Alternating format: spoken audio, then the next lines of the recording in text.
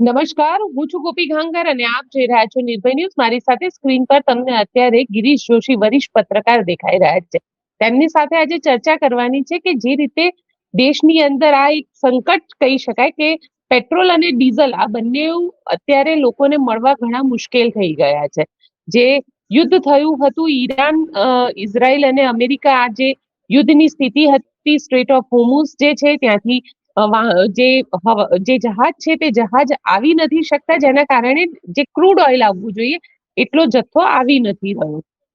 દેશની અંદર અત્યારની સ્થિતિમાં પેટ્રોલ ડીઝલને કઈ રીતે જોવામાં આવી રહ્યા છે, આપણી સાથે ચર્ચા કરીશું એ જ વિષય ઉપર.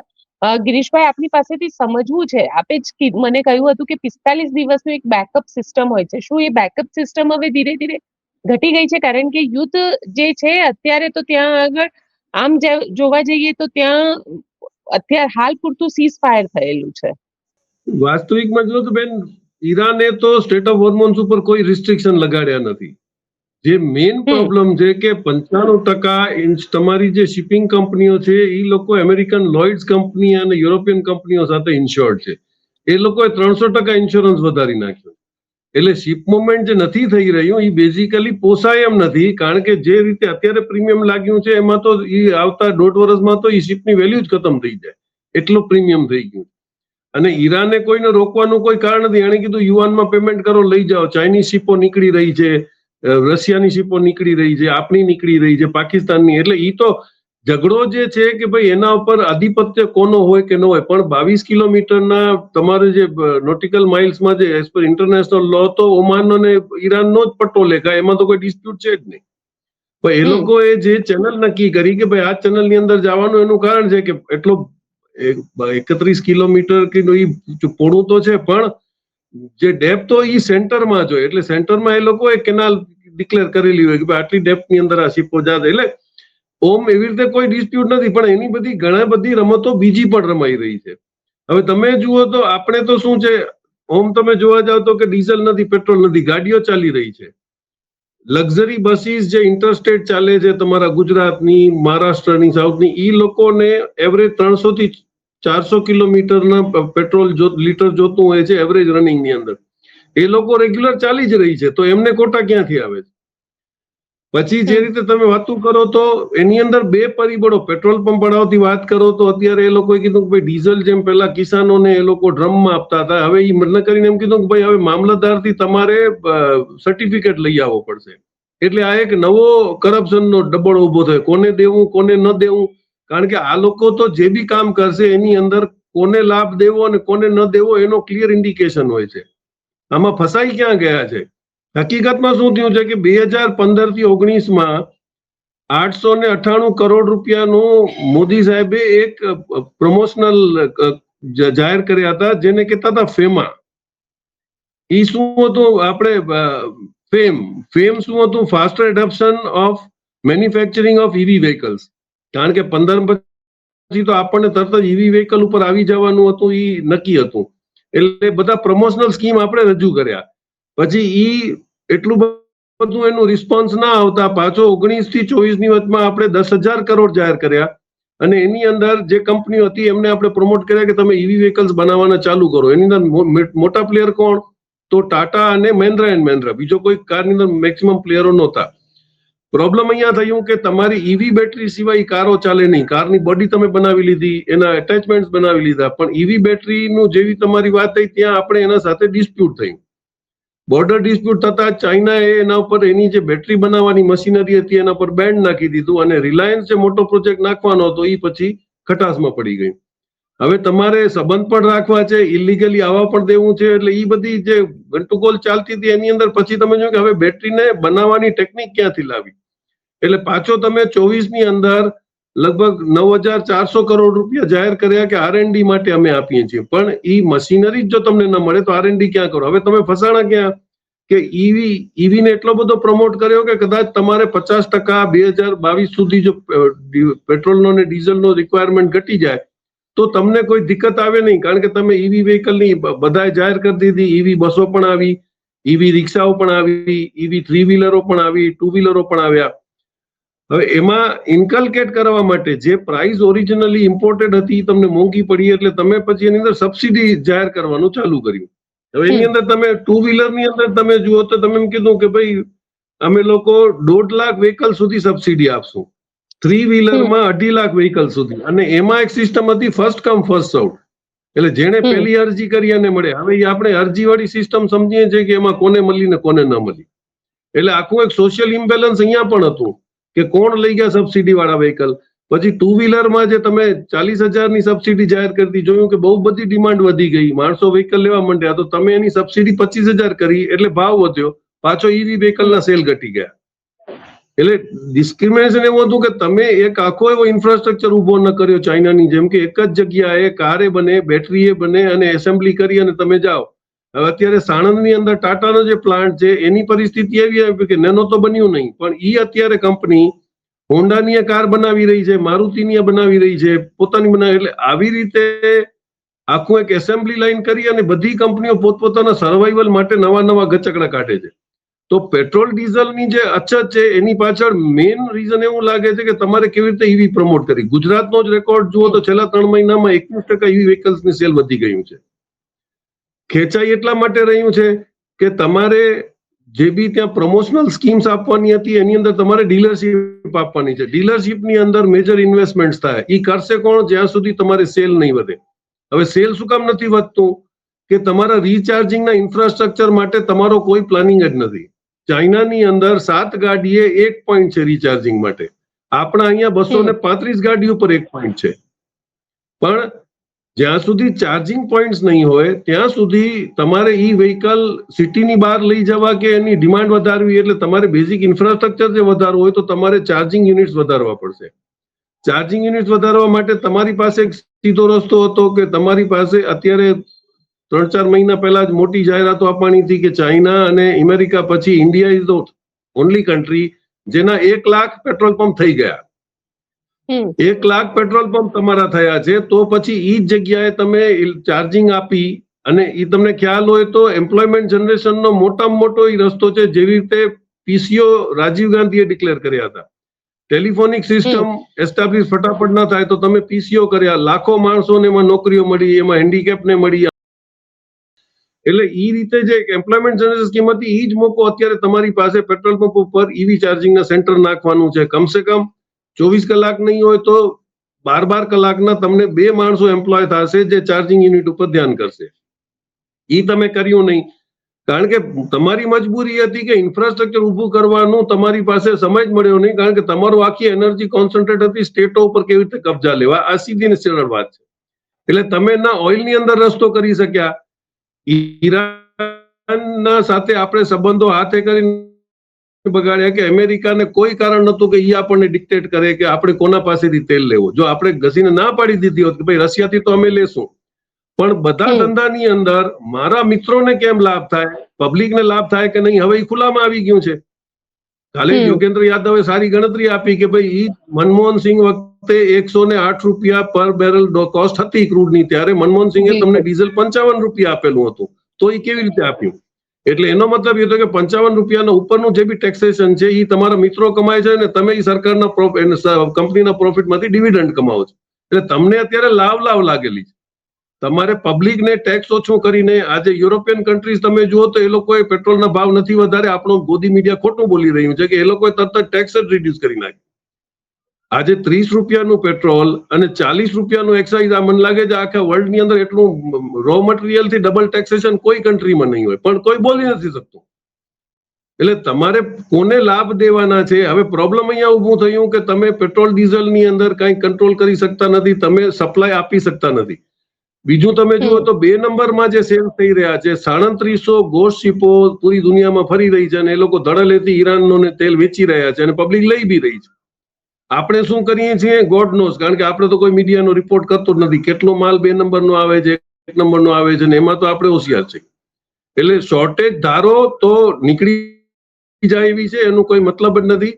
પણ ઈવી વ્હીકલના પ્રેશર એટલે માટે આવે કે તમે 16,000 ને લાખ હજાર 80,000 કરોડ જે તમે ટાટા ને મહેન્દ્ર ને એ લોકોના રોકાવડાવ્યા છે, હવે એ લોકો પ્રેશર કરે છે કે ભાઈ તમે નથી ઈવી વ્હીકલને પ્રમોટ કરી શકતા, નથી તમે પેટ્રોલ ડીઝલ ને અપાવી શકતા, તો અમારું ઇન્ફ્રાસ્ટ્રક્ચર અમારે ક્યારે ઉભું કરવાનું? 2014 ની સ્કીમ છે, હજી સુધી ફૂલ ફ્લેજ લાગુ થઈ નથી. એટલે ઈવી વ્હીકલ ને તમારે પ્રમોટ કેવી રીતે કરવા છે? જો તમે કહો તો અમે પ્રોડક્શન ચાલુ રાખીએ, એ લોકો પણ ડિસ્પ્યુટ ની અંદર અત્યારે, કારણ કે અનઇવન છે, કાંઈ એ લોકોને ખબર જ નથી ભવિષ્ય શું છે, અને ગવર્મેન્ટ પાસે કોઈ પ્રમોશનલ સ્કીમ નથી.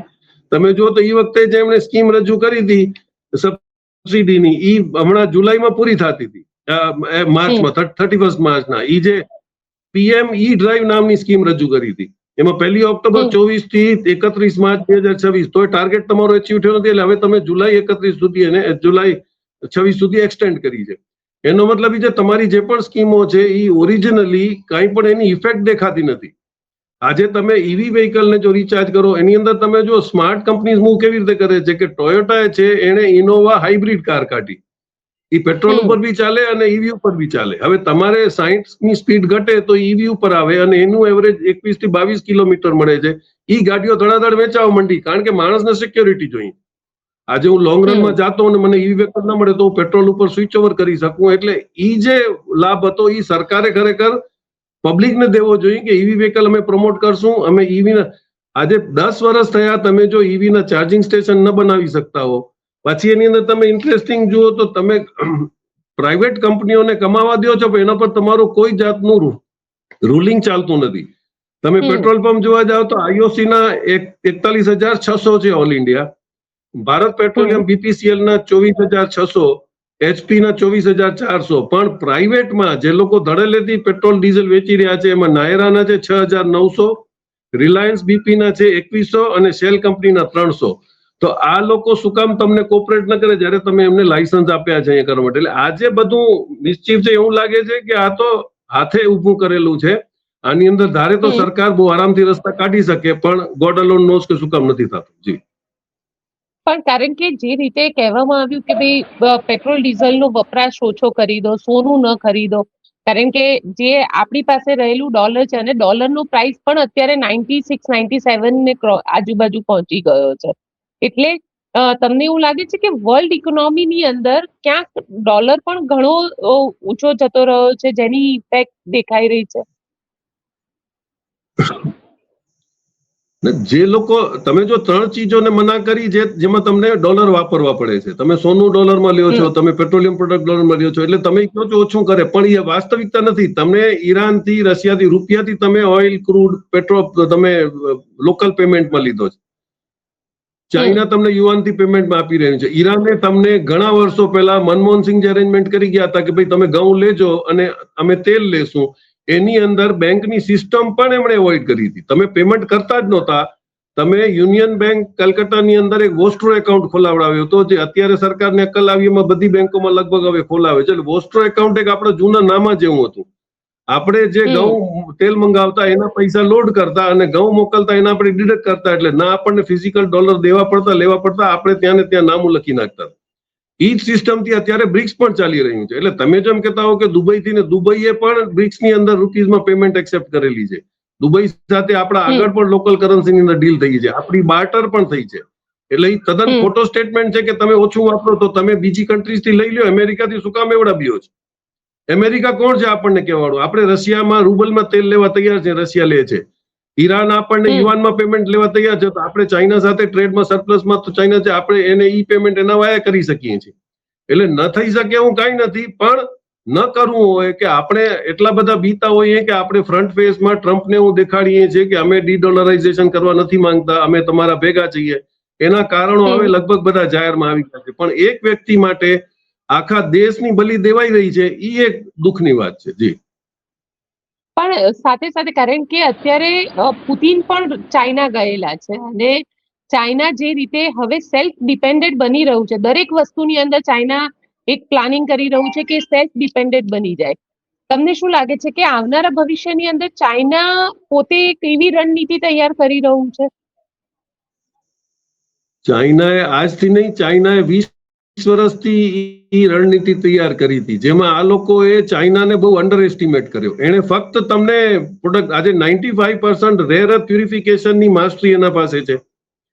તમારી ટેસ્લા કંપની ત્યાં એલન મસ્કની ટેસ્લા બને છે ચાઇનામાં. જ્યારે માગાની વાત કરી ત્યારે પેલો એલન મસ્ક હતો એને કહેવા વાળો કે ભાઈ મારી ફેક્ટરીની અંદર અહીંયા જે $5 થાય છે એ અમેરિકામાં $15 થાય, એટલે હું તો ફેક્ટરી શિફ્ટ નહીં કરું. ચાઇનાની ઇકોનોમી એટલી બધી સસ્તી ને એટલી બધી ફાસ્ટ છે કે તમે અત્યારે એને ત્યાંથી કોઈ શિફ્ટ કરી જાવ તો ન ચાલે. એમેઝોન જે વર્લ્ડનો મોટામાં મોટો FMCG અને સપ્લાયર છે, એને એના 85% માલ ચાઇનાની અંદર બને છે, એટલે ઈ પણ શિફ્ટ કરવા તૈયાર નથી. તો તમારો માગાનો પ્રપોઝલ જ પેલો ખોટો હતો. તમારા ત્યાં શું કામ આવશે? કારણ કે તમારે તો ત્યાં મિનિમમ વેજીસ છે, તમારે ત્યાં લેબર ક્યાં છે? આજે ચાઇનાના કમ્પેરિઝનમાં જે એજ્યુકેટેડ અને એક્સપિરિયન્સ લેબર છે એ તમારી પાસે નથી. તમે તો આટલા વર્ષોથી અનએમ્પ્લોયમેન્ટમાં $2,000 જે બધાને આપ્યા છે એ તો બધા અત્યારે ચરસીને ગાંજેડી થઈ ગયા છે. તમે જુઓ ડ્રગ્સની અંદર પોતે રાડું નાખે છે, પોતે કંટ્રોલ જ કરવા નથી માંગતો. એટલે અમેરિકાની પોઝિશન જે દેખાય છે એવી છે નહીં, પણ પબ્લિક એક્સેપ્ટ કરવા તૈયાર નથી. આપણે કારણ કે મગજની અંદર હોવો છે કે અમેરિકા એટલે સુપર પાવર. સુપર પાવરનું તમે જુઓ બધા સેક્ટરો ખતમ થઈ ગયા. તમે ઇઝરાયલ સાથે મળીને આખા આફ્રિકાની અંદર 150 વર્ષથી તમે કતલેઆમ કરતા, એમનો માલ ચોરી કરતા, પણ કોઈ બોલવા વાળું નતું. ચાઇનાએ છેલ્લા 15 વર્ષથી એક બેલ્ટ એન્ડ રોડ ઇનિશિયેટિવ ચાલુ કર્યું, જે તમારું મલેશિયાથી લઈ અને યુરોપ સુધી એને રેલવે લાઈન નાખી દીધી.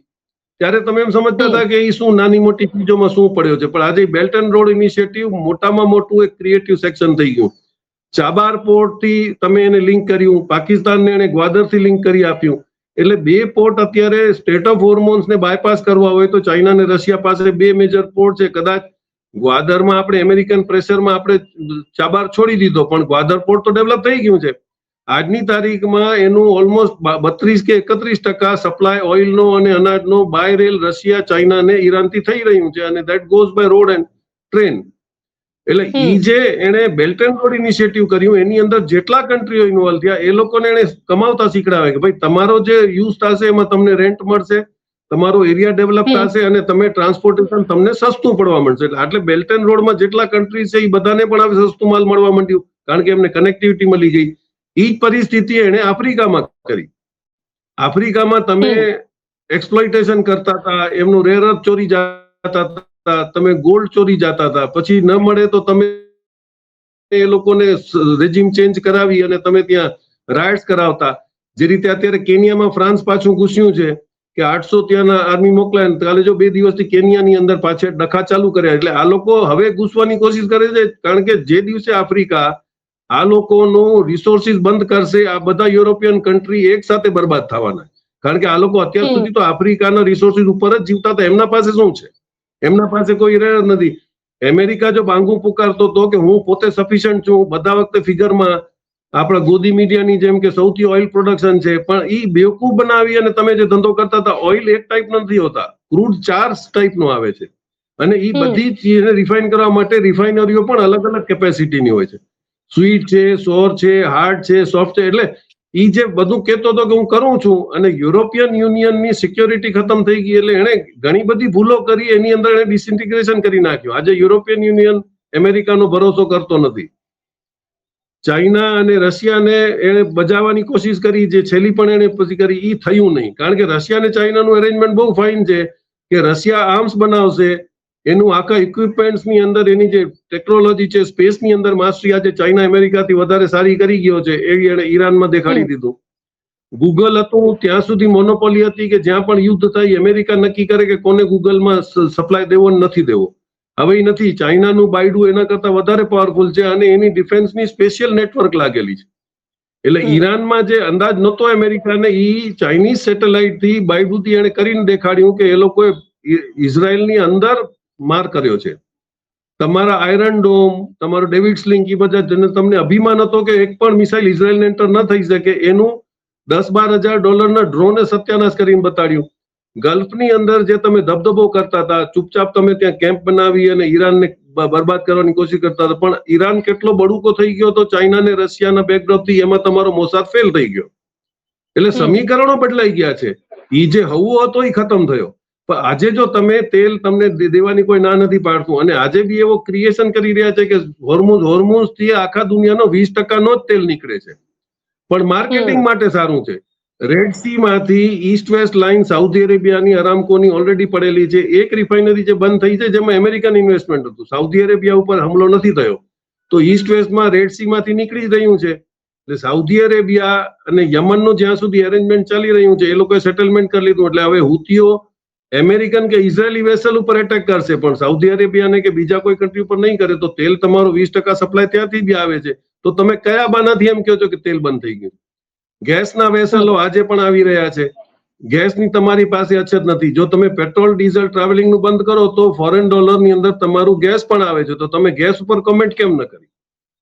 અને પબ્લિક યુટિલિટી જો તમે વાપરવાની કરો છો તો તમારી પાસે એસટી પાસે જ ક્યાં પૈસા છે? જે 14,000 એસટી બસો તમે ઈવી ઉપર કહેવાનું કરતા હતા એ ક્યાં ગઈ બસો?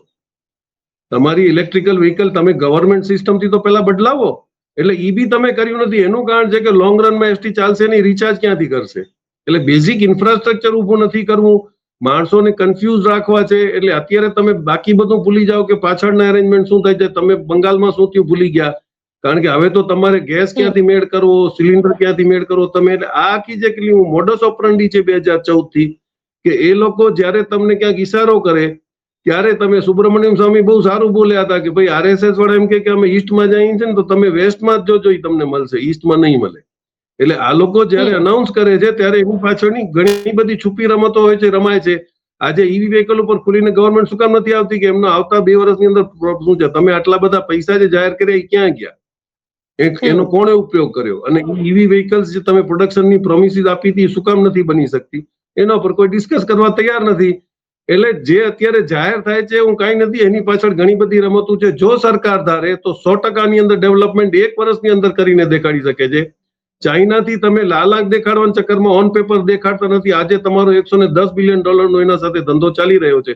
તો તમે ખુલીને શું કામ નથી કહેતા કે અમે ચાઇના ભેગો ધંધો કરશું? ફક્ત એક ટ્રમ્પથી બીવા માટે આપણે ચૂપચાપ ખોટા ધંધા કરીએ, આપણે કઈ જાહેર ના કરીએ. 140 કરોડનો દેશ છે, એમાં દરેક દુનિયાના દેશને આજે યુરોપિયન યુનિયન અહીંયા આવીને એફટીએ શું કામ કરે છે? કારણ કે બધાને આપણા બજારની જરૂર છે.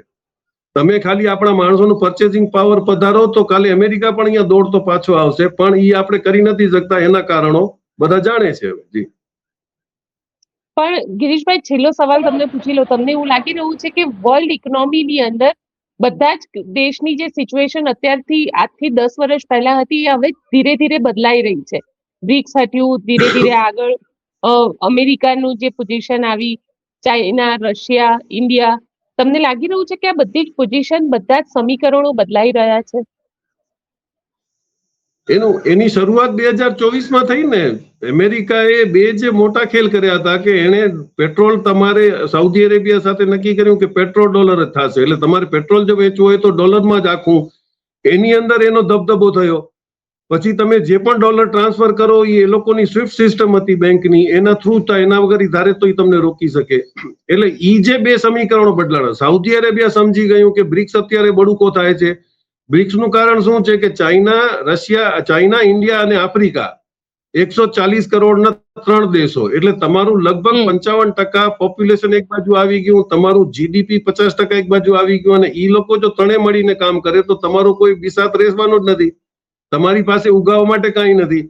આજે 3 કન્ટ્રીઓ છે એગ્રીકલ્ચર રીચ છે, એ લોકો હવે ભણતા થઈ ગયા છે. અને સેટેલાઇટમાં જે તમારી ગૂગલની મોનોપોલી હતી ચાઇનાએ બાયડુથી તોડી નાખી છે.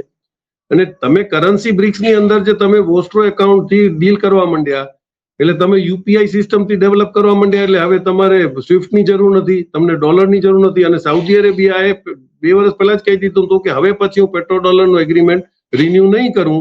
અને આજે જે યુરોપિયા, જે ગલ્ફ કન્ટ્રી જે ભોગવી રહ્યા છે એનું મોટું કારણ એ છે કે એ લોકો પેટ્રોલ ડોલર ઉપર ઘાત કર્યો છે. એટલે હવે હું ન ખાઈ શકું તો તમારું દોરી દઉં, ઈ મોનોપોલીથી ટ્રમ્પ ચાલે છે. પણ ઈ ભૂલી ગયો હતો કે એને ઈરાનને અંડર એસ્ટિમેટ કર્યો હતો. એને ઈ અંદાજ નતો કે ચાઇના અને રશિયાની મદદ કરશે. એટલે હવે એક પરિસ્થિતિ આવી ગઈ કે ભાઈ અમેરિકાનું જે દાદાગીરી છે એ એક ભેગી જ ખતમ કરો. તમે જુઓ તો એને અંદાજ આવી ગયો એટલે એ વચમાં નાટક કરવા માટે એને ક્રિપ્ટો કરન્સી લોન્ચ કરી. ક્રિપ્ટો કરન્સીમાં એની ફેમિલી જ ઇન્વોલ્વ છે. એટલે હવે એટલે સુધી આવ્યો કે હું પોતાને બચાવી લઉં, અમેરિકાનું જે થતું થાય. પણ એને ખોટો પાર્ટનર પકડ્યો, પાકિસ્તાન હતો. એટલે તારી ક્રિપ્ટો કરન્સીની ગેમ ફેલ થઈ ગઈ. તારો ડોલરનું ડોમિનેશન ખતમ થવા જાય છે. તેલ ઉપર તું જે કે તારું તેલ બધે વેચાય ને થાય એમ છે. એટલે એને વેનેઝુએલા પર કબજો લીધો. પછી એને એમ થયું કે હવે હું ઈરાન ઉપર રેજીમ ચેન્જ કરાવી લઉં. એટલે કમસે કમ વરી પાછો જો તેલનો દબદબો મારી પાસે આવી જાય તો હું પાછો વર્લ્ડ ઉપર રૂલ કરું. પણ એ બધા એના પ્રોગ્રામ મિસફાયર થઈ ગયા છે. એ ભૂલી ગયો છે કે એ અમેરિકાનો રાજા નથી. સપ્ટેમ્બરમાં જે મિડ ટર્મ ઇલેક્શન થશે એમાં જ જો એનું પતી ગયું તો ઉલટા જે નુકસાન એને કર્યું છે હવે એ કોઈ કન્ટ્રી એના પર ભરોસો નહીં કરે. એટલે અમેરિકાને પોતાના લેવલમાં આવી અને ચાઇના અને રશિયા ઇક્વલમાં રાખશે એનો દબદબાનો વખત પૂરો થઈ ગયો છે. જી બિલકુલ ગિરીશભાઈ, આપ અમારી સાથે જોડાયા તેના માટે આપનો ખૂબ ખૂબ આભાર.